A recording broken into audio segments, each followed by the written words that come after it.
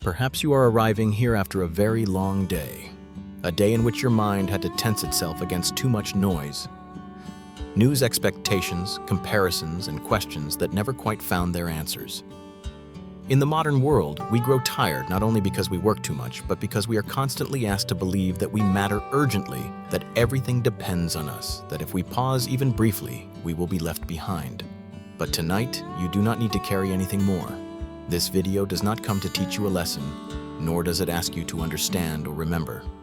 It is simply a very slow journey where we step back together just far enough to see a wider picture. A vast universe that existed long before human beings appeared, and that will continue to move long after our worries have softened and faded away. In that quiet expanse, questions about the meaning of life no longer feel urgent. They are told like whispered stories so light that you do not need to answer them at all. As Marcus Aurelius once wrote, "You have power over your mind, not outside events." If your eyelids begin to feel heavy, that is perfectly fine. If your thoughts slow down, that is fine too. Let the universe do its work, and you simply listen and rest. From very early on, when human beings did not yet know how to measure the distances between the stars, did not yet understand gravity or the motion of celestial bodies, the universe was told through the most familiar language of all, the language of humanity itself. We looked up at the night sky, vast, deeply dark, wordless. And instead of leaving it as it was, we dressed it in images close to us. The universe became a cosmic egg waiting to crack open. Heaven and earth became parents. The stars became descendants. Time took on the shape of a story with a beginning, a climax, and an ending. Not because the universe demanded this, but because the human mind did. When the world was still wild and uncertain, believing that everything was arranged with intention brought a profound sense of safety. If the universe was like a family, then we had a place within it. If it was like a kingdom, then there must be laws.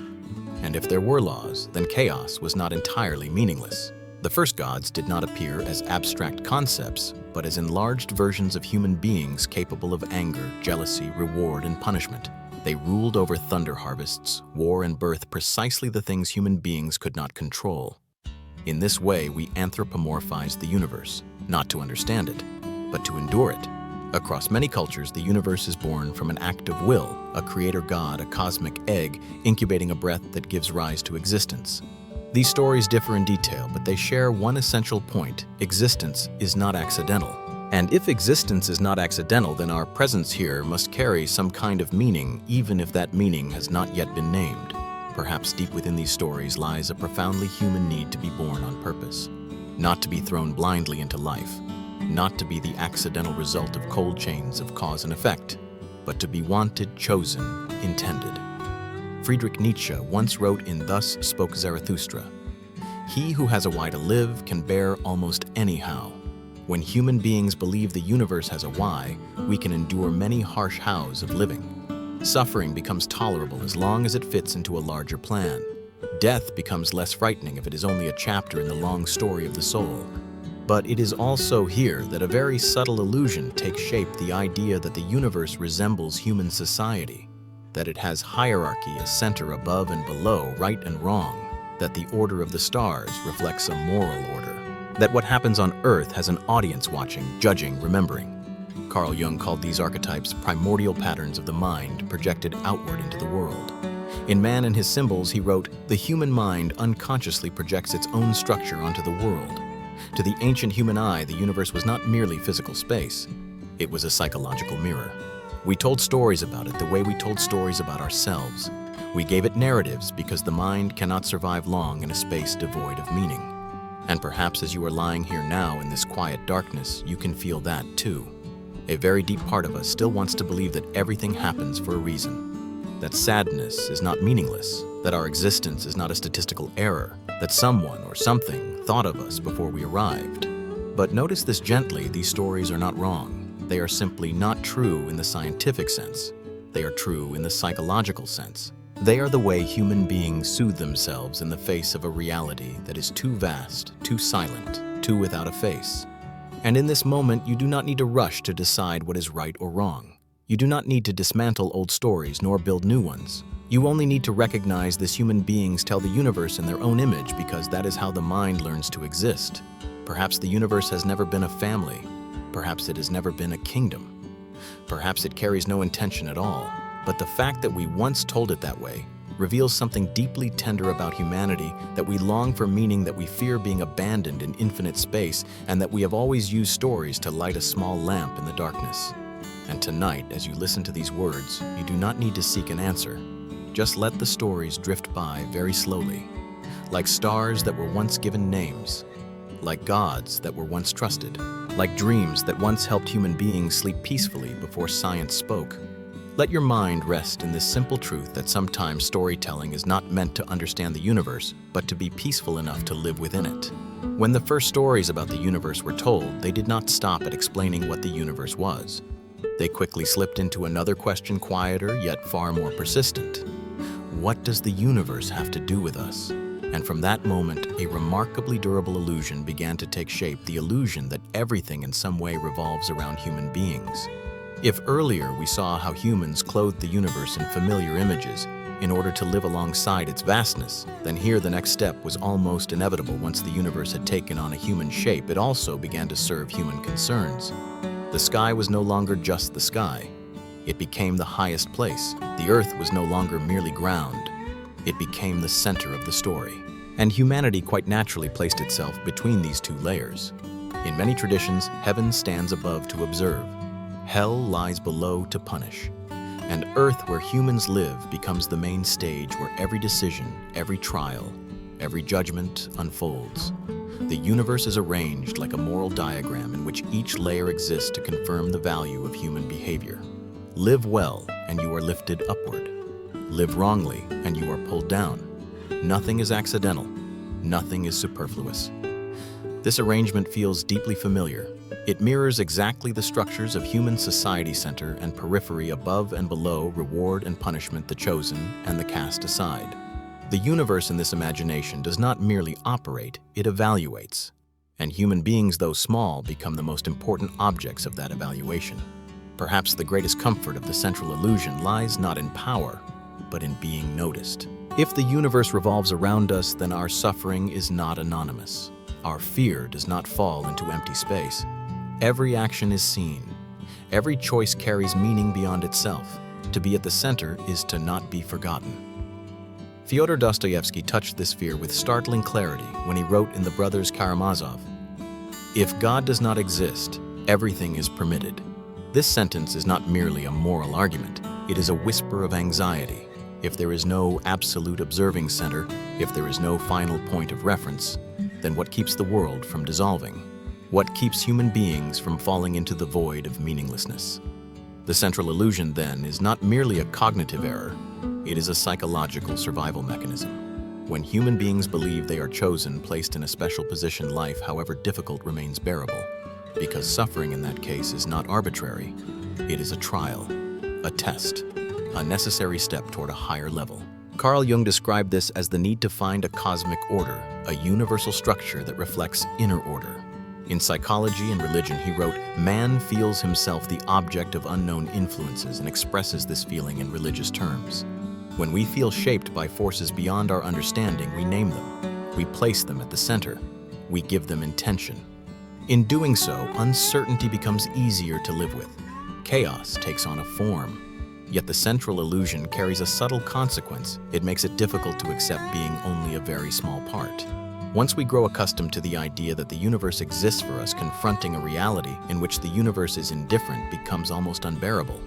Not because that truth is cruel, but because it removes a layer of comfort that has existed for so long.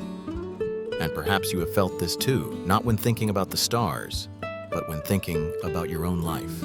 That sense that if everything has no reason, if no one is watching, then where do your quiet efforts go? If there is no center, does your striving still matter? Marcus Aurelius in Meditations addressed this unease with rare calm. Think of the whole of existence of which you are the smallest part. He did not say this to make human beings smaller. He said it to make fear smaller. Because when we no longer have to hold the center, we no longer have to carry the entire weight of the universe on our shoulders. And in the slow current of this night, you may feel that very gently. That not being the center does not mean being meaningless. That not being chosen does not mean being abandoned. Perhaps the universe does not revolve around you, but that also means you are not responsible for everything. The central illusion once helped humanity stand upright in a darker world. It was a cradle of comfort, a collective bedtime story for entire civilizations. But as the night deepens, as science begins to speak, as the distances between stars are measured, perhaps it is time to set that story down, not in fear, but in gentle maturity. And if in this moment you feel a faint sense of relief, that is entirely natural. Because on some nights, the most healing thing is not to be placed at the center. It is to be allowed to step aside, to breathe, to rest, and to let the universe, whether intentional or not, continue its slow, distant, peaceful motion, asking nothing at all from you. And then, after the illusion of centrality had fulfilled its comforting role, after humanity had gathered enough stories to believe it stood between heaven and earth, science appeared. Not loudly, not with moral declarations, not with the intention to overthrow anything. It arrived only with very small questions asked with great patience. And yet it was precisely this patience that caused the familiar structure to begin shifting. At first, the movement was almost imperceptible, just a few measurements, a handful of observations, a few mathematical models that did not quite align with what people had long believed. But slowly, these small discrepancies accumulated until an unavoidable truth emerged. Earth is not at the center, not of the universe, not of motion, not even of its own solar system. That moment was not merely a scientific discovery. It was a collective psychological shock, because when Earth was displaced from the center, humanity was pulled along with it. There was no longer a privileged position, no absolute point of reference, no cosmic stage constructed solely to observe every small human action. And then even the sun, once worshipped as a god, could not keep its throne. It was not a singular flame, not the center of all life. It was only an ordinary star sitting on the edge of a spiral galaxy, among hundreds of billions of others, many of them larger, brighter, and longer lived. This demotion did not happen in a single day. It unfolded across generations, and with every advance of science came a retreat of the collective ego. Not everyone was ready for this, because what was taken away was not merely a position in space, but a feeling of meaning itself. Sigmund Freud once described this as one of humanity's great wounds. In a general introduction to psychoanalysis, he wrote, "Humanity has in the course of time had to endure from the hands of science two great outrages upon its naive self-love. The first was when Earth was no longer at the center. The second was when human beings were no longer special creations, but the result of evolution. Each discovery wounded a deep layer of pride. And like all psychological wounds, the first response was not acceptance, but resistance. Belief resists truth not because it is weak, but because it was once deeply useful. Old systems of meaning were not wrong in their historical role. They helped humanity survive, bond, endure, and hope. But science does not ask, does this make you feel comforted? It only asks, is this true? And those two questions rarely coincide. Resistance appears in many forms, sometimes as denial, sometimes as anger. Sometimes as subtle attempts at reconciliation, keeping the old story intact but adding new layers so it does not entirely contradict the data. This is not weakness. It is the mind's instinctive self-protection when it is forced to let go of a familiar order. Carl Jung observed that the human psyche does not change through pure reason alone. In The Undiscovered Self, he wrote, "Man cannot stand a meaningless life. When science destabilizes old meanings, emptiness does not appear immediately. It is first filled with opposition, with doubt, with skepticism directed outward. Because facing a universe without a center, without a clear purpose, without special favor, that is an experience too vast for a mind long accustomed to standing in the middle." Yet something very subtle happens within this process of demotion. As humanity steps away from the center, a burden begins to fall from its shoulders. If Earth is only one planet among countless others, then our mistakes are not cosmic tragedies. If the sun is merely an ordinary star, then our failures do not collapse the order of existence. Marcus Aurelius wrote this long before modern science and meditations. "Soon you will have forgotten all things. Soon all things will have forgotten you." At first glance, this may sound cold, but within that coldness lies a profound release. When we no longer have to hold the center, we no longer have to be perfect. When we are no longer the universe's reference point, we are allowed to err, to tire, to be small. And perhaps it is precisely in that smallness that a new kind of peace begins to form. Science does not come to strip away meaning. It only refuses to hand meaning down fully formed. It places humanity in a wider, quieter space where meaning is not granted from above, but must be built from within. This can feel disorienting at first, But over time, it opens another possibility, the possibility of living without a center, without an audience, without a moral order written into the stars. And if you are lying here now listening to these words in the night, you may feel a very gentle movement within yourself, a soft loosening, a sense that not being at the center of everything is no longer as frightening as it once seemed, that the vast universe can continue to move without requiring you to prove anything at all. Science has dethroned humanity from its imagined throne, but it has not cast us into nothingness. It has simply returned us to our proper place, a small part of a very large story. And within that smallness, we can move more slowly, breathe more deeply, and sleep more peacefully. Not because we have understood the universe, but because at last we no longer have to carry it on our shoulders. And when science had gently yet decisively pushed human beings out of their imagined center, a void began to reveal itself. Not a void in space, but a void in meaning. In the previous part, we saw how humanity was demoted from the cosmic throne. But what truly hurts is not the loss of position. It is the question that arises immediately afterward. If the universe does not revolve around us, then what are we within it? From that moment, a quiet yet persistent conflict begins, a conflict between truth and the need for comfort. On one side stand cold facts without emotion, without favoritism. On the other stands a mind accustomed to living on meaning, accustomed to being soothed by stories that promise. Everything happens for a reason. We do not only want to know how the universe works, we want to know whether it cares about us. And those two desires very often do not walk together. Science by its nature does not arrive to console.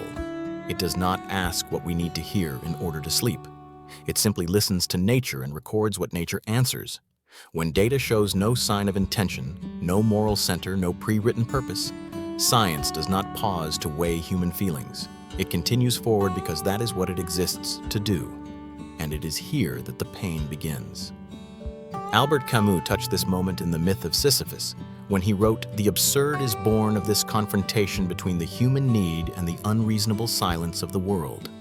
Absurdity does not come from the universe.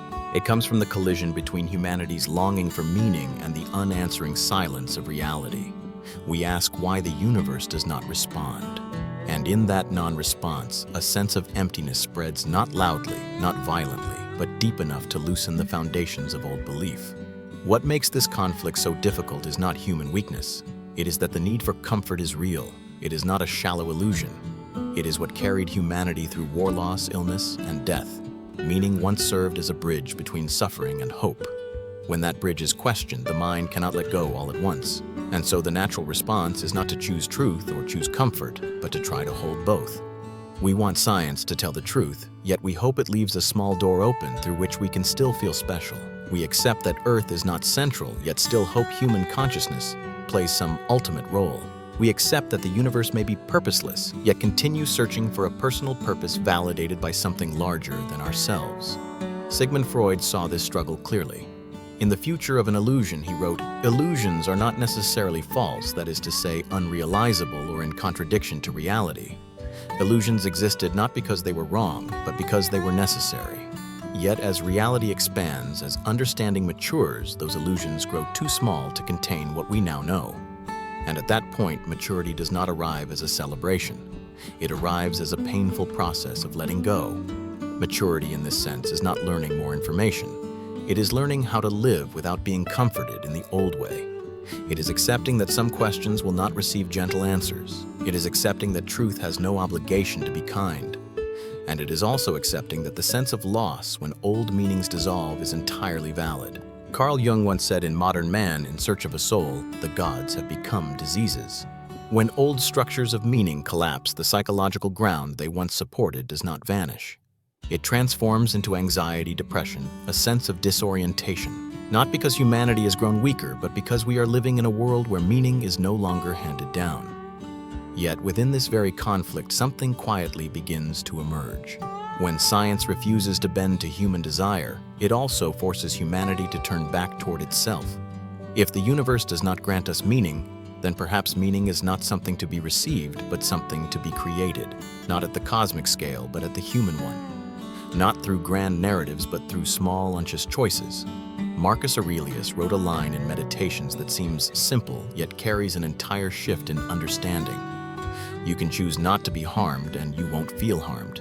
He does not deny harsh reality. He simply points out that our response to it still lies within our capacity to choose. When we stop demanding that the universe comfort us, we begin to learn how to comfort ourselves not through illusion, but through presence, acceptance, and compassion toward our own experience. And if you are listening to these words in the night, you may feel this very gently. A weariness from constantly seeking grand answers, a desire to rest from questions that never close. You do not need to resolve this conflict now. You do not need to choose sides between truth and comfort. Tonight, you only need to allow both to exist. Allow truth to be there vast, silent, without promises. And allow the need for comfort to be there too fragile, deeply human, deeply real. Between these two, you can lie still, breathe slowly, and recognize that maturity is not the abandonment of feeling, but the ability to hold feeling without needing a cosmic story to justify it. And in that moment, when you no longer require the universe to say anything to you, its silence becomes easier to live with. Like distant music, like the night sky that needs no explanation, and like sleep arriving, not because every question has been answered, but because at last you have allowed yourself to rest among the questions themselves. And when the conflict between truth and the need for comfort gradually settles, when human beings stop demanding that the universe answer them with gentle explanations, another realization begins to emerge, quieter still. Not about meaning, but about time. Not about who we are, but about when we appear in this very long story. Because even after we accept that the universe has no center, no pre-written purpose, there remains another subtle illusion to face the illusion that this time is meant for us, that we arrived at the right moment, that this present instant is somehow the climax of cosmic history. But when science stretches the scale of time, when numbers measured in billions of years are placed side by side, that feeling begins to crack. Imagine the entire history of the universe from the very first moment of space and time compressed into a single year. Not to make it smaller, but to make it felt. In the cosmic calendar, the framework popularized by Carl Sagan, the Big Bang occurs at midnight on January 1st. Galaxies form during the early months. The Sun and Earth appear only around the beginning of September. Multicellular life does not truly flourish until December, and human beings. All of human history, from the first stone tools to language, religion, art, war, science, and even this moment in which you are listening to these words occupies only the final few seconds of the night on December 31st. Not days, not hours, just seconds. This realization is not loud. It does not accuse. It simply restores proportion. We did not arrive early. We did not arrive on time. We arrived very late, so late that if the universe were a thick book, humanity would appear only in the last few words of the final page. And in that lateness, something important is revealed. There is no temporal privilege. No moment is favored over another simply because human beings are present. The universe has been unfolding for billions of years without our witness. It did not wait for consciousness to begin its story. Martin Heidegger once wrote, "In being and time being toward death is the most authentic possibility of Dasein." He was not speaking of death in a purely biological sense. He was pointing to the fact that human beings truly become present only when they recognize their own finitude, not just within a personal life, but within the entire flow of time. When we realize that we stand neither at the center of history, nor at its beginning or its end, we begin to live differently. But the first feeling that often arises when facing the cosmic scale of time is not peace. It is vertigo, a sudden shrinking of all concerns. The things that once kept us awake, a mistake, a relationship, a fear, are placed into a context so vast that they almost dissolve. Not because they do not matter, but because they are not cosmic in scale. Marcus Aurelius reminded himself of this many times in Meditations.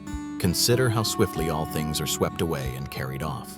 For him, reflecting on time was not a path to despair, but to loosening attachment.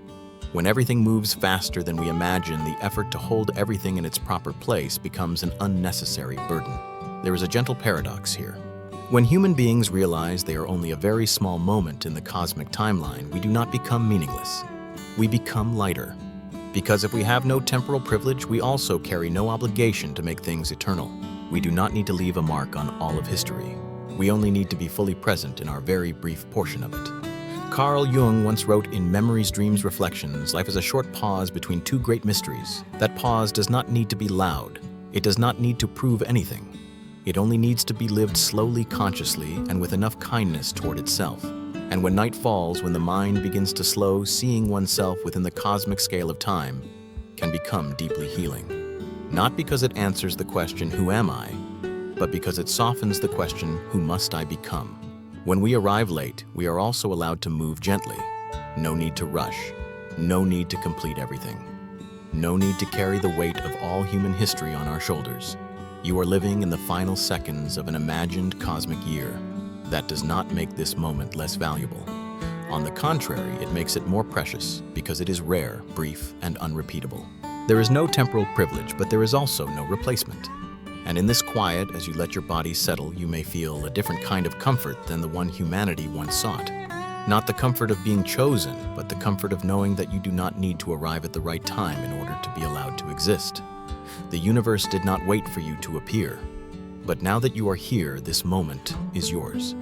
And perhaps that is enough to breathe more slowly, to think less, and to let sleep arrive very softly, carrying the feeling that within the infinite flow of time, you have lived fully in your very small, very peaceful part. And when we have placed ourselves in the proper position within the cosmic timeline, not at the center, not at the beginning, not at the destination, another question arises naturally, quietly, deeply human. So where in the end do we come from? Not in the sense of family trees or recorded history, but in a deeper, quieter sense, the true origin of the very matter that makes us what we are. In the previous part, we saw that humanity appears only in the final seconds of the cosmic calendar. But those brief seconds did not emerge from nothing. They were built upon a long chain of events with no intention, no plan, no goal directed toward human beings. And paradoxically, it is precisely this absence of intention that gives our story its depth. The atoms that make up your body right now, the carbon in your bones, the iron in your blood, the calcium in your teeth, were not born with Earth. They were not present in the universe's first moment. In the beginning, there were only the simplest elements: hydrogen, helium, a trace of lithium. Everything else, the heavier, more complex elements, came much later, forged in the cores of stars. Stars did not know they were laying the groundwork for life. They simply burned their fuel, one nuclear reaction following another, producing light and heat. And when massive stars reached the end of their lives, they exploded not as an act of sacrifice, but as an unavoidable physical consequence. In those explosions, matter was scattered across space, carrying newly forged atoms shaped by extreme fire and pressure. From those remnants, planets formed. And on one very small planet, orbiting one very ordinary star in an unremarkable galaxy, life began. There was no announcement, no declared purpose, no sign that anything ought to happen. Life emerged as a prolonged accident, a chain of conditions that happened to align just enough for chemical reactions to copy themselves. From copying came variation. From variation came selection. No guiding hand, no intention. Only what persisted long enough to continue persisting. Charles Darwin wrote quietly in On the Origin of Species, "There is grandeur in this view of life, with its several powers having been originally breathed into a few forms or into one." The grandeur he spoke of did not lie in life being perfectly designed. It lay in the fact that from simple, emotionless, undirected laws, an immense diversity of forms could arise, and eventually consciousness itself. In this picture, human beings are not a preordained pinnacle. We are descendants of blind processes. Mutations occurred without concern for future benefit. Traits were retained not because of moral value, but simply because in that moment, they helped an organism survive a little longer. This understanding once delivered a profound shock because it stripped away a familiar story that human beings were created different, higher, separate from the rest of nature. But when that layer of comfort falls away, another truth, quieter, steadier, begins to appear. We belong to the universe in a deeply material way, Carl Sagan wrote in Cosmos. We are made of star stuff. This is not a poetic metaphor. It is a physical fact. Your body, your mind, even the thoughts drifting through your awareness right now are built from matter that once resided in stars that died billions of years ago. You do not stand outside the universe observing it. You are a part of it, observing itself. And here, a very quiet kind of healing can occur. When human beings believe they were created with intention, they often carry an invisible burden, the need to be worthy, to fulfill a purpose, to become something great enough. But if we are the result of blind processes, then existence itself is already a miracle that requires no justification. Albert Camus, in The Myth of Sisyphus, did not deny the universe's objective lack of meaning. Yet he wrote, "The struggle itself is enough to fill a man's heart." If there is no purpose bestowed from above, then each lived moment becomes the only place meaning can arise, not on a cosmic scale, but on a human one, in how we treat one another, in how we remain present with ourselves, in knowing that this existence, fragile, accidental, does not need to be proven. And as you lie here in this quiet night, you may sense a different kind of comfort, not the comfort of being chosen, but the comfort of belonging. Belonging to a stream of matter that has flowed for billions of years. Belonging to a chain of life without a center yet without exclusion. You are not a mistake of the universe. You are not its goal. You are a possibility that happened. And perhaps that realization allows a very deep release. No need to be special in order to be allowed to exist. No need to discover a cosmic purpose to justify being alive. Just knowing that from stardust through billions of years of blind transformation, you are here, breathing, listening, present. And within that small presence in a universe vast enough not to need us, you may notice something gently reassuring.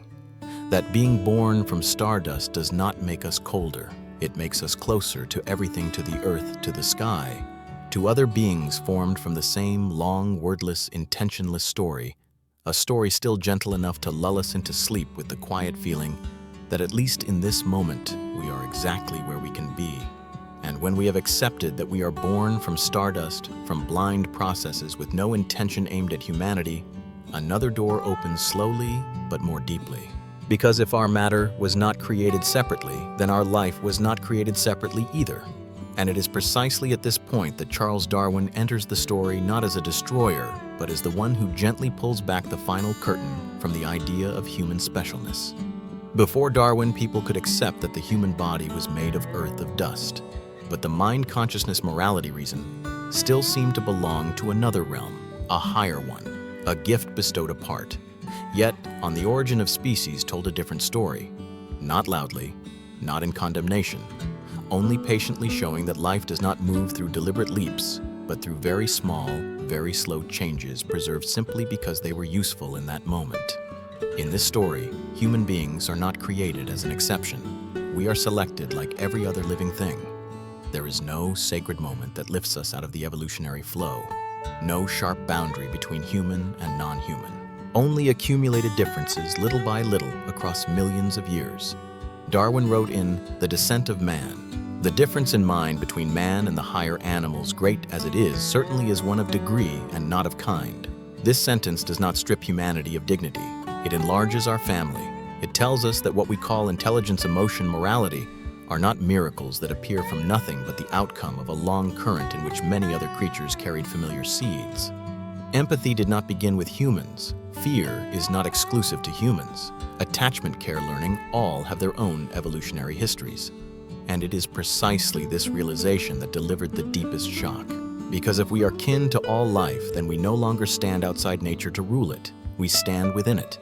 If the difference is one of degree, not essence, then the boundary between us and them softens considerably. And as that boundary softens, the sense of superiority begins to dissolve.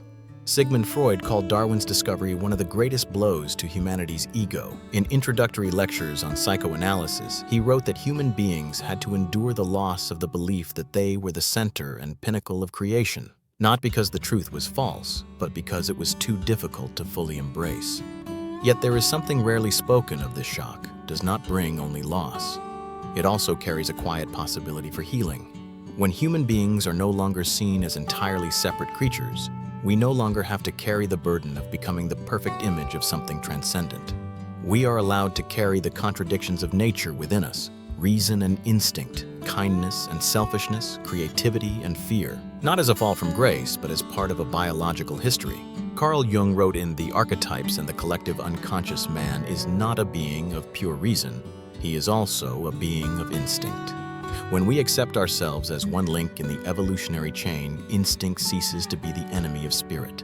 It becomes the foundation. And upon that foundation, consciousness is built imperfect, impure, yet flexible enough to adapt, deep enough to reflect upon itself. Perhaps the gentlest aspect of Darwin's thought lies not in biology, but in the humility it invites. If we are kin to all life, then existence is not a ladder with humans at the top. It is more like a great tree, branching interwoven with no branch existing on its own. Each branch carries its own history. Each branch is valid. And when night falls, when your mind no longer needs to defend itself against the idea that you are not as special as you once thought, you may feel a subtle relief. Not because you have become smaller, but because you are no longer alone in life. You are not the only being who feels fear, not the only being who forms bonds, not the only being who feels pain at loss. Human differences, language, long-term memory, the capacity to tell stories are advances in degree, but the essence of emotion of the longing for safety and belonging existed long before we gave them names. In this light, morality is no longer a command handed down from above. It becomes a recognition of kinship. We are kind not because we are chosen, but because we share a fragile origin. We care not because we stand above, but because we are not separate. Perhaps Darwin never took meaning away from humanity. He simply returned meaning to the ground where life actually unfolds, where every living being must adapt, must face limits, must live without certainty of tomorrow. And if as you lie here now, your breathing slowing, you feel less compelled to prove something that is not resignation, it is a return. A return to being a living creature among other living creatures in a world not designed specifically for us, yet wide enough for us to remain gently within it. No need to be special in order to be allowed to exist. No need to stand above all life to have value. It is enough to recognize that within the long blind flow of evolution, you are here and in this very small moment, in the quiet of the night, that is enough to breathe out, to let go, and to allow sleep to arrive as a natural part of life, continuing slowly without urgency, without judgment. And when Darwin has placed human beings back among the kinship of all living beings, all living things, when the feeling of being special no longer stands apart from the current of life, another question begins to surface quietly, yet persistently. If we are not the center, if we were not created separately, if we are only one branch on the vast tree of evolution, then in this immense universe are we the only ones listening? For the universe, when seen from a distance, is far from empty. It is crowded beyond easy imagination. Hundreds of billions of galaxies, each containing hundreds of billions of stars. And around many of those stars are planets with water, with complex chemistry, with conditions once thought to be rare. These numbers do not shout. They whisper, but with enough force to unsettle the old intuition that we stand alone. And then within this abundance, a paradox appears: silence. No clear signals, no greetings from afar, no certain signs of other civilizations calling out to us. This silence has troubled humanity for decades. If the possibility of other life is real, if the universe offers so many opportunities, why do we hear nothing? Are we alone, or are we listening in the wrong way, on the wrong frequencies, with expectations too closely modeled after ourselves? Here, silence becomes more than an astronomical puzzle. It turns into an existential experience, because the question of life beyond Earth very quickly becomes a question about human loneliness. When we look up at the night sky, what we seek is not only scientific evidence, we are searching for a response. A sign that consciousness does not bloom only here, that our questions are not echoing into an ownerless void. Blaise Pascal once wrote in Pensée, "The eternal silence of these infinite spaces frightens me. That fear does not come from distance. It comes from the possibility that no one answers back." Yet there is another way to understand this silence, not as absence, but as depth. The universe is not noisy in the ways humans expect.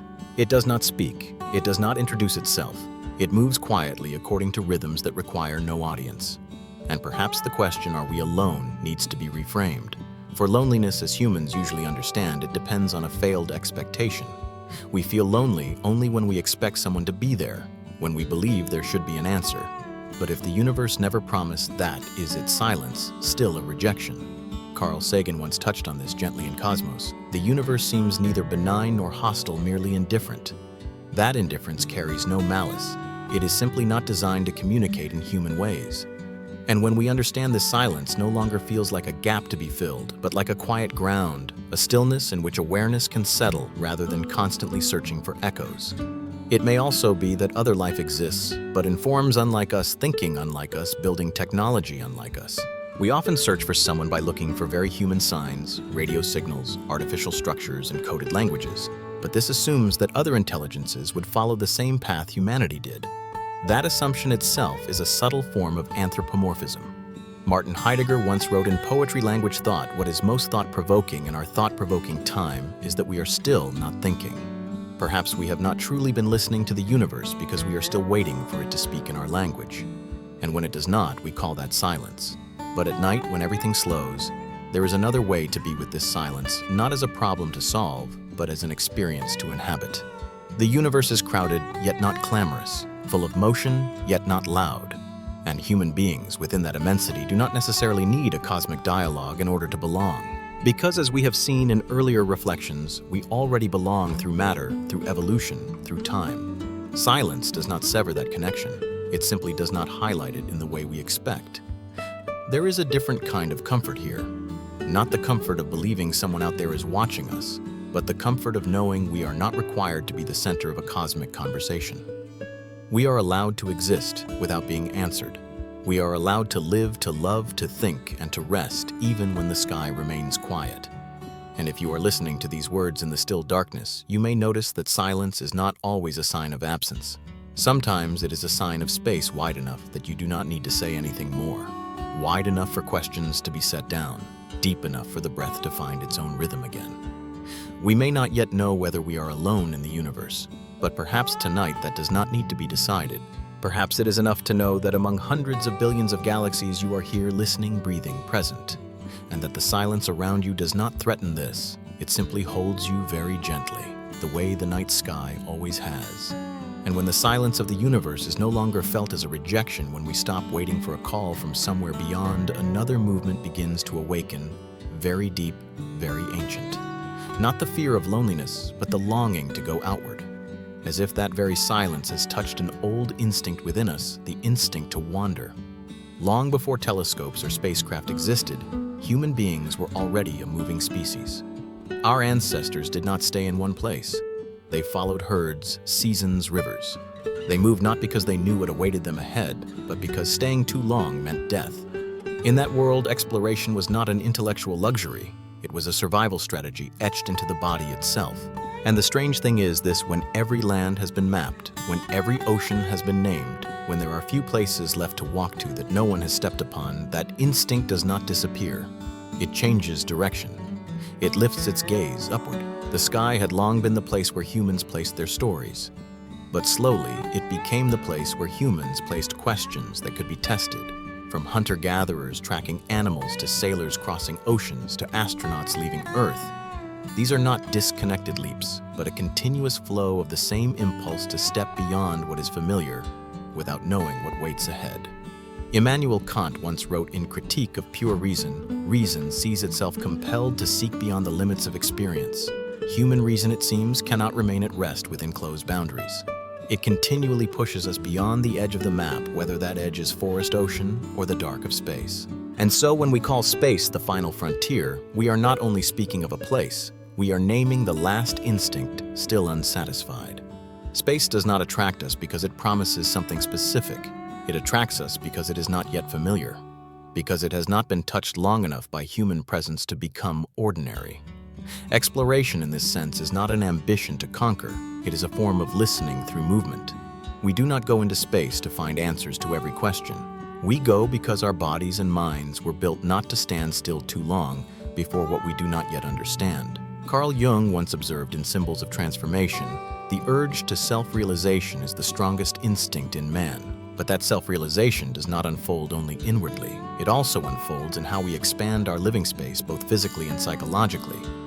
When humans send spacecraft beyond Earth, they do not carry only instruments. They carry the wandering instinct that once led ancestors across continents. What is striking is this space exploration does not occur in constant exhilaration. It unfolds in loneliness, stillness, and distance. Astronauts who see Earth from afar do not see power or borders. They see a fragile, silent sphere. And in that moment, exploration does not inflate the ego. It quiets it. Perhaps this is what gives space exploration its unusual healing quality. It does not promise that humanity will become the new center of the universe. It simply shows that we are still moving even when we are no longer certain why. And in that continued movement, there is a deep honesty, an admission that standing still is not our natural state. Albert Camus wrote in "The rebel man is the only creature who refuses to be what he is." Yet in this context, the sentence need not mean rebellion. It can mean pathfinding. Human beings are not rejecting their nature. They are refusing to believe that their nature is already complete. And if you are listening to these words at night, you may sense something similar on a very small scale.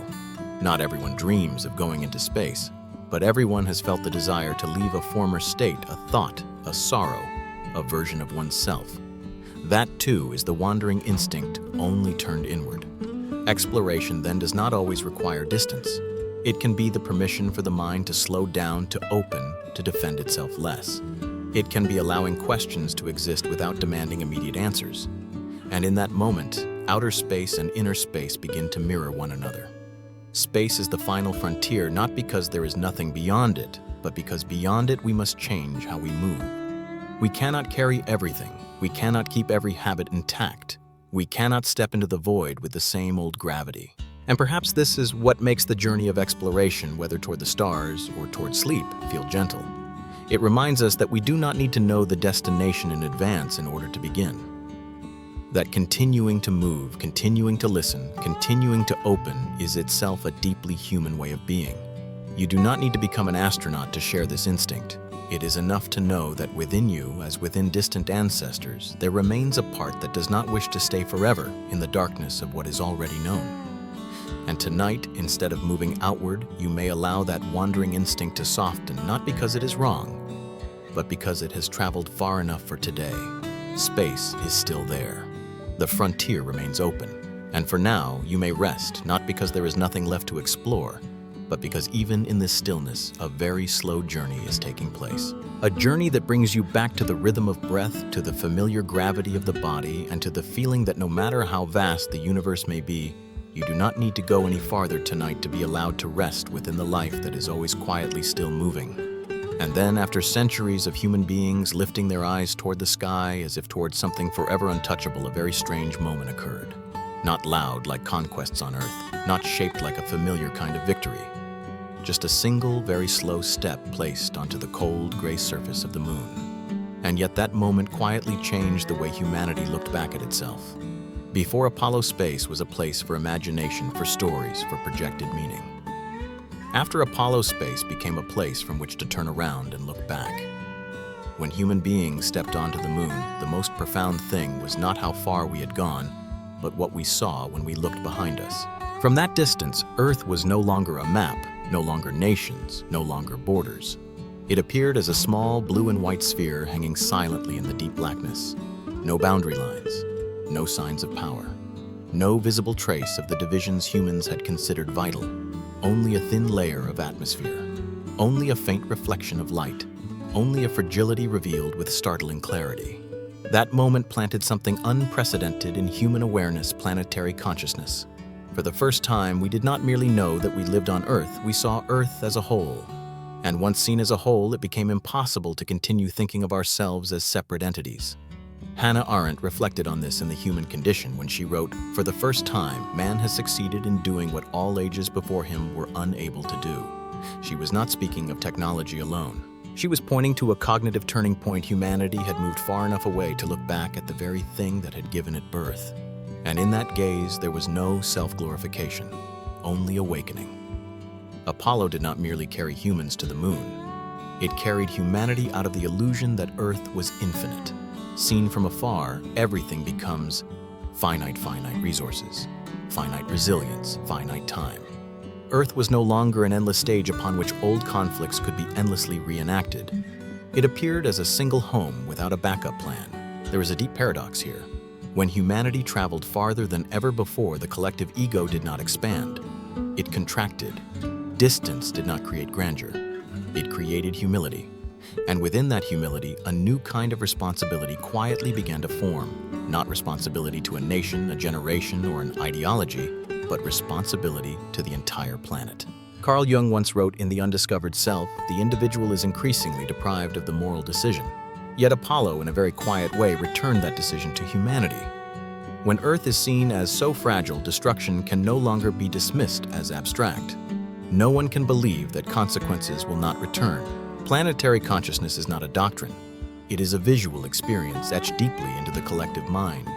And strangely enough, that moment did not produce panic. It produced silence, a silence different from the silence of the universe. This was the silence of recognition. that every conflict, every ambition, every story we tell about our own importance is unfolding on a very small, very vulnerable dot protected by nothing other than human restraint itself. Albert Camus once wrote in The Rebel, "Every act of rebellion expresses a nostalgia for innocence." Perhaps planetary consciousness carries a similar nostalgia, not for the past, but for a lost innocence, when we could still believe our actions left no trace, when we could imagine Earth was vast enough to absorb every mistake. But tonight, when we look back at Apollo not as a historical event, but as a contemplative moment, what remains is not regret. It is a gentle reminder that human beings, though not the center of the universe, are still capable of recognizing themselves. And that recognition, slow, painful, but real, is the only foundation upon which any true maturity can grow. Planetary consciousness does not ask you to carry the weight of the world. It only invites you to see it as it is imperfect, vulnerable, a place that has sustained you without ever intending to do so. And in that seeing, you are not required to act immediately. Recognition is enough. Perhaps that is why Apollo feels so suited to the night. It does not call for urgent action. It does not demand solutions. It leaves behind only an image, Earth small and suspended, and allows that image to remain in the mind slowly, deeply. And if you are lying still now, your breath easing, you may be experiencing a very small version of that moment yourself. Not seeing Earth from the moon, but seeing your own life from a gentler distance. What once felt heavy begins to lighten. Worries shrink. They do not vanish, but they no longer cover the entire inner sky. Apollo carried humanity very far so that it could look very close again. And in the slow current of this night, you do not need to go anywhere to feel that. You only need to lie, still, let awareness settle, and allow yourself to see that, like Earth in the darkness of space, you are fragile, finite, yet fully here, complete within this moment. And when that is seen, no further thought is required. Simply let sleep arrive very softly, the way Earth continues its quiet turning, without witnesses, without applause, needing only to keep existing gently enough for you to rest within that slow, steady rotation. And then, after the moment when Apollo carried humanity far enough to see its home as a single fragile whole, another image arrived later, quieter, more subdued, yet leaving a far deeper reverberation. Not an image of a first step, not a flag or a declaration, just a faint blue speck almost accidentally caught in the frame, suspended amid scattered light and infinite darkness. The pale blue dot. If Apollo was the moment humanity saw Earth, then the pale blue dot was the moment humanity watched its own arrogance dissolve. Not because someone accused it, not because of a new moral argument, but because of scale, because of the absolute disproportion between what we believe to be immense and what actually exists within the universe. On that pale blue mote, all of history unfolded. Every empire that rose and fell, every war justified by honor, by territory, by the absolute certainty that we are right, every border drawn in blood and ink, all of it contained within a single pixel too small to distinguish without a caption to explain itself. Carl Sagan wrote in Pale Blue Dot, "Every hero and coward, every creator and destroyer of civilization, every king and peasant lived there on a mote of dust suspended in a sunbeam." The tone of those words is not accusatory, it is observational. And it is precisely this act of witnessing that stills us. Because when everything is placed side by side, hero and coward, builder and destroyer, the familiar labels begin to lose their force. Not because they are unreal, but because the universe does not use them to measure anything. From that distance, war is no longer epic, it is turbulence. Power is no longer a symbol. It is a brief moment of control played out on an extraordinarily fragile platform. Borders are no longer sacred lines. They vanish entirely as if they had never existed. And then a realization emerges difficult to accept, yet impossible to avoid. No one is coming to save us. There is no cosmic force watching, ready to intervene. There is no special position that makes us worthy of protection. If anything happens on this mote of dust, it will be decided here by very small beings arguing over very large ideas. Hannah Arendt wrote in The Human Condition, "The human condition is not the same as human nature." The pale blue dot reveals this with unsettling clarity. The structures we construct nations, ideologies, myths are not essence. They are temporary conditions, and when those conditions are placed against a cosmic backdrop, they become so fragile as to be nearly transparent. But there is a common misunderstanding here that the pale blue dot is a condemnation, a humiliation of humanity, a shove into nothingness. In truth, it is a strange kind of invitation. an invitation to lay down unnecessary burdens. Because when no one is coming to save us, no one is demanding that we play the role of the chosen. Albert Camus touched this spirit when he wrote in The Myth of Sisyphus, "The struggle itself is enough to fill a man's heart." If there is no savior from beyond, then how we live with one another becomes the only thing that carries weight. Not to leave a mark on the universe, but to make this mote of dust livable. The pale blue dot does not render morality meaningless. It makes morality urgent precisely because there is no metaphysical place to offload responsibility. And in the slow current of the night, this can bring a very deep kind of healing. No one is coming to save us, but that also means no one is waiting for us to be perfect. We do not need to carry a grand role. We only need to reduce harm, reduce destruction, reduce the cruelty we inflict upon one another on this speck of dust. Marcus Aurelius wrote in Meditations, "Waste no more time arguing about what a good man should be. Be one." In the context of the pale blue dot, these words become strikingly concrete. Good is no longer an abstract ideal. It is how we behave on a pixel with no backup plan. But tonight, you do not need to carry the full weight of this realization. Philosophy here does not arrive to assign duties. It arrives to lighten the ego. When you see that all of history, all conflict, all ambition unfolds on a mote of dust, your personal worries begin to shrink, not because they do not matter, but because they are not the entire picture. Perhaps the deepest comfort of the pale blue dot lies not in our smallness, but in the fact that we share it. None of us stands outside the image. None of us is larger than this fragile foundation. And therefore none of us is left alone with the responsibility. The universe does not promise to protect us, but it also does not demand that we conquer. It simply places us within a space wide enough for illusions to dissolve and for a profound calm to emerge. If, as you lie still now, the lights dimmed your breath, slowing you imagine that pale blue speck, let it not become a source of fear. Let it become a gentle ground, a reminder that the things weighing on you today do not need to carry cosmic significance, that you do not need to prove anything to the night sky. No one is coming to save us, but no one is asking us to be more than human either. And within this unvarnished truth, you may feel a very subtle steadiness, like setting down a weight you have carried for too long. Like realizing that on this mote of dust amid the silent vastness, breathing more slowly is already enough. Let the pale blue dot remain where it is distant, unjudging. And let sleep draw near without reasons, without cosmic meaning. Simply knowing that in this very small moment, on this very fragile speck, you are allowed to rest.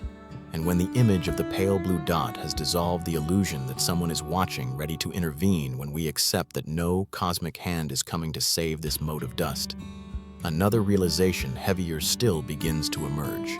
It is no longer the question of how small we are, but how dangerous we have become to ourselves. For the first time in the history of life on Earth, there exists a species capable of erasing itself, not by asteroid, not by volcano, not by some cosmic event beyond control, but by its own intelligence. Technology has advanced far faster than any moral system ever constructed. We learned how to split the atom before we learned how to live together for the long term. We created energy capable of lighting entire cities, and at the same time, energy capable of turning those cities into ash within seconds. We alter the planet's atmosphere more quickly than our own capacity to adapt. What makes this moment dangerous is not technology itself. Technology has no intention. It is neither good nor evil. It only amplifies. It amplifies the capacity to act of a creature that still carries ancient instincts, fear, competition, defense, and the desire to control. Hannah Arendt once wrote in The Human Condition, "The problem of evil will be the fundamental question of post-war intellectual life." But the evil she spoke of was not mythic villains. It was the normalization of unthinking action when systems run so smoothly that individuals no longer feel responsible for the final consequences. And in a high-tech world, the greatest danger is not irrational decisions, but highly rational ones, made within frameworks that are far too narrow. Nuclear power, the environment, climate, each carries its own story, but they converge at a single point: feedback time. Technology allows us to act far faster than ecosystem societies and human psychology can absorb. As a result, consequences arrive late when those who made the original decisions may no longer be present to witness them. Hans Jonas called this the ethics of the future in the Imperative of Responsibility Act, so that the effects of your action are compatible with the permanence of genuine human life. Living by that imperative is not easy. Human beings evolved to respond to immediate threats, not to statistical curves stretching across decades. We see fire and we run. We see a predator and we fight.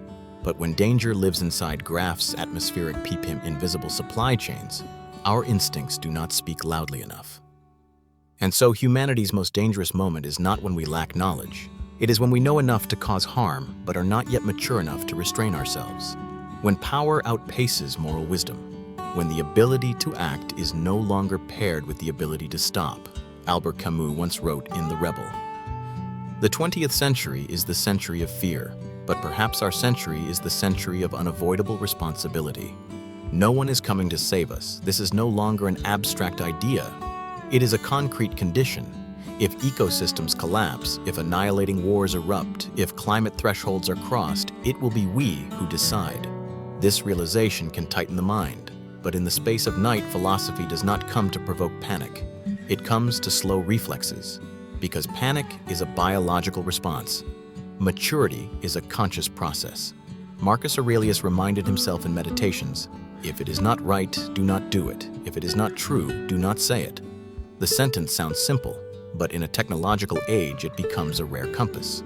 When everything can be done, the question is no longer, what can we do, but where should we stop? And perhaps recognizing that we are living in the most dangerous moment also carries a seed of healing. Danger exists only where choice still exists. When everything is predetermined, there is nothing left to weigh. Here, choice remains not at a cosmic scale, but in very human decisions, how we consume, how we vote, how we treat one another, how we think of the future as something that does not belong to us alone. Carl Jung once wrote in The Undiscovered Self, "The world hangs on a thin thread, and that is the psyche of man. If this is true, then the necessary change does not begin with technology, but with awareness. Not excited awareness, but sober awareness. One that knows limits, fears appropriately, and understands that power does not grant unconditional permission. And tonight, you do not need to solve all of this. You do not need to carry the future of humanity on your shoulders. Recognition itself is already a large step. Recognizing that we stand at a crossroads where intelligence can become care or destruction is enough to soften the illusion that everything will simply resolve itself. You are not the cause of this dangerous moment, but you are not entirely outside it either. And for that reason, philosophy here does not end with a sharp warning. It ends with a gentle reminder when technology surpasses ethics. What must be cultivated is not fear, but conscious slowness. Let these thoughts drift slowly like clouds crossing the night sky. You do not need to act now. Tonight, simply breathe evenly, let the mind settle, and remember that even in the most dangerous of times, the capacity to choose still remains close at hand, deeply human. And when you allow yourself to rest within that awareness, sleep may arrive not as an escape, but as a necessary pause, so that tomorrow, if needed, you may think more slowly, live more gently, and act more consciously on this pale blue dot that continues its quiet turning in the darkness. And when we have reached the awareness that humanity is living in its most dangerous moment, when power has accelerated faster than maturity, the gaze naturally turns back to the only place that sustains everything Earth. No longer as an abstract concept, no longer as a default backdrop, but as a fragile paradise standing between the very real hells of the universe. For when we compare, the universe is not short of worlds, but it is desperately short of places that can be lived in. Venus was once called Earth's sister, similar in size, perhaps not so different in its early composition. And yet today, Venus is an eternal furnace, temperatures high enough to melt metal pressure, intense enough to crush any fragile structure, a sky thick with greenhouse gases, where sunlight is trapped with no escape, no oceans, no water cycle, no space for complex life to endure. Mars, by contrast, is cold and barren. Its surface is relentlessly scoured by cosmic radiation. It once had water. It once had promise. But the planet lost its magnetic field, lost its atmosphere, and with them the ability to retain heat, retain water, retain life over long time scales. Mars is not a hell of fire, but a hell of depletion. Between these extremes, Earth appears as a delicate exception, not too hot, not too cold, liquid water. An atmosphere thick enough to protect, thin enough to breathe. A finely tuned cycle between light, heat, and life, a chain of conditions so extended that even a slight deviation could cause collapse in ways that cannot be reversed. And what is most humbling is this: Earth was not designed to be a paradise. It happened to fall within the right range. No intention, no guarantee. only a temporary balance, one that lasted long enough for complex life to bloom and for consciousness to arise and ask questions about the very place that gave birth to it. James Lovelock once wrote in Gaia, a new look at life on Earth. Life on Earth. The Earth is a self-regulating system, but self-regulating does not mean invulnerable. It has thresholds. And when those thresholds are crossed, systems do not return to their previous states, they shift phase. Venus may once have hovered near such a threshold. Then the greenhouse effect ran out of control. A positive feedback loop began. No morality, no intention, only physics. The greenhouse effect then is not a political concept. It is a planetary lesson that some processes, once pushed too far, will continue regardless of regret, that nature does not punish, it responds, and that its responses are indifferent to human motives. Hannah Arendt spoke of the fragility of the conditions of life in the human condition. Earth is the very quintessence of the human condition, not because Earth grants us meaning, but because it allows us to exist in order to seek meaning. When that condition is threatened, all other questions, politics, economics, power become secondary because without a foundation, there is no stage upon which any drama can continue. And here a truth that is uncomfortable but must be spoken gently, there is no replacement. Earth, not in the realm of science fiction, no planet close enough to move billions of people to within a few generations, no atmosphere waiting for us, no ocean gentle enough to receive complex life as it exists here. Dreams of going elsewhere are not wrong. They reflect the exploratory instinct that has always lived within us. But when those dreams become an excuse for indifference to the present, they turn into a dangerous illusion. For as Carl Sagan once reminded us, there is no hint that help will come from elsewhere to save us from ourselves. There is no cosmic shelter for planetary mistakes, no external audience that will intervene in time. Earth is not a draft, it is the only version. Yet tonight, spoken in a slow and warm voice, philosophy does not come to provoke fear. It comes to recalibrate emotional scale, to remind us that amid relentless headlines and cold numbers, there remains a gentle truth. Earth, though fragile, is still here. The oceans still rise and fall. Forests still whisper. The atmosphere still holds us in a thin, irreplaceable layer. Marcus Aurelius wrote in Meditations, "Nature has no room for sorrow." Not because nature is indifferent, but because it does not complain, it operates. And so responsibility does not lie in guilt or panic, but in gentle clarity, knowing that every small action unfolds on a foundation with no backup plan. Knowing that care does not need to be heroic, sometimes it is simply not breaking more. And if you are listening tonight, you do not need to carry the entire planetary story. You do not need to solve climate change before sleep. Simply let one light awareness remain that the place where you are lying, breathing, resting, is part of a rare balance, one not guaranteed but still present. Between Venus's heat and Mars's cold, Earth is not a perfect paradise. It has storms, earthquakes, chaos. But it is gentle enough for life to continue. And within that gentleness, humanity exists not as owner, but as a long-term guest. Thinking of Earth this way may bring a strange kind of healing, not through blind hope, but through lucid belonging. You do not need to go elsewhere to belong. Even amid instability, this home is the only one that holds you. And in this small moment of night, as your breath slows, you may let the thought pass unhurriedly. Earth is a fragile paradise, not because it is perfect, but because there is no replacement.